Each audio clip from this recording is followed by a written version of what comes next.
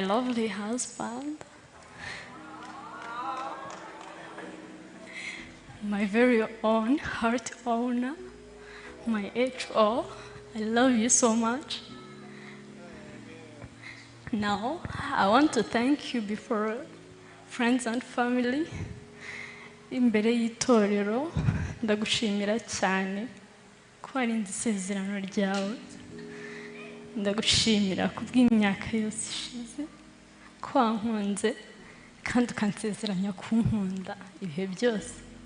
Nawe ndagusezeranya nk'uko nabigusezeranyije kuzagukunda, kukubaha, kugandukira, kukumvira.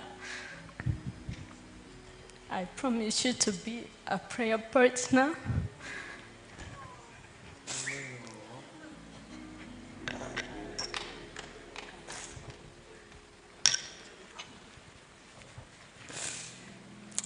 Ndagusezeranya ko nta kintu na kimwe kizadutandukanya.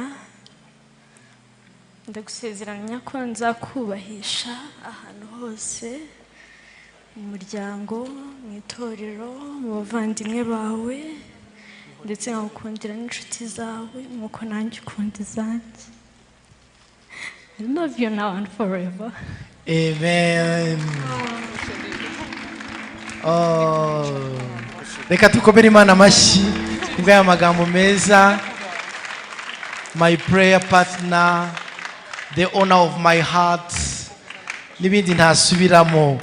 Ariko Mana yanjye abari romantique reka basi tuyakome. Amagambo ari ku mutima wawe mbere yuko abera babasengera n'abakozi b'Imana. Uyu munsi twari dutegereje igihe kinini. Kristo yabyemeye ko bikunda. Nagusezeranyije ko zagukunda kuva ku munsi wa mbere kugeza imvi zibaye uruyenzi. Zagukunda, zakubaha, zakubahisha, zakurwanirira, zakurinda, zagufasha igihe cyose uzankenera. Ndahari ku bwawe. Kristo azabimfashamo. Oh, such romantic hug. Muvuge ngo ndagira ngo baguhereze microphone hanyuma ugiye kumubwira ngo subiramo amagambo ugo. Wambitse impeta nk'ikimenyetso cy'urukundo gufitiye kandi ko ntazaguhemukira. Ndagukunda. Reka dukomere Imana amashyi menshi. Reka nanone twumve Ezer nawe.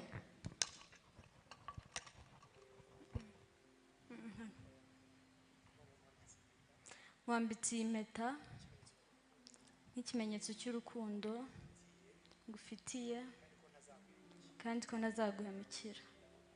Ndagukunda. Amen. Kandi nanone muri uyu mwanya mbere yuko tubasengera itorero ry'Imana, reka tubaze niba Muvunyi bamuhekeye ukuri.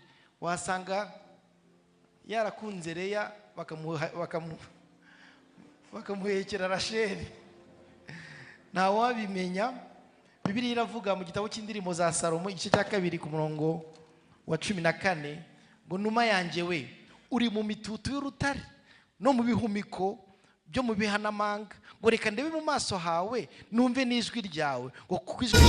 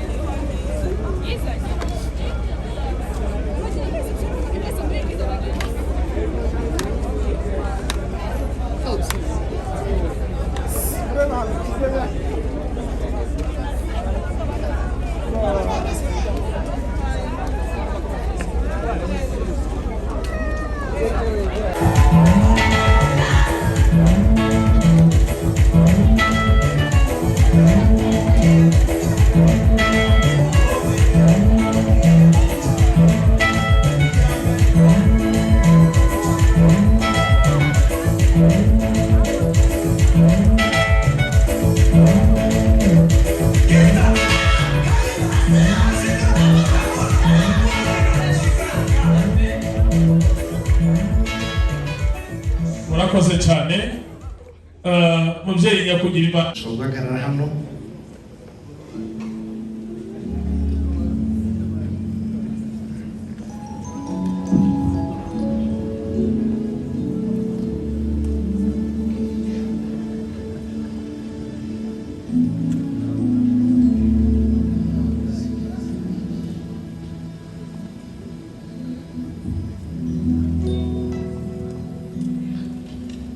reka mbere ko tubashyingira tubaze ahari amakuru tutamenye twagerageje kuganira nabo ngiye ku giti cyanjye naganiriye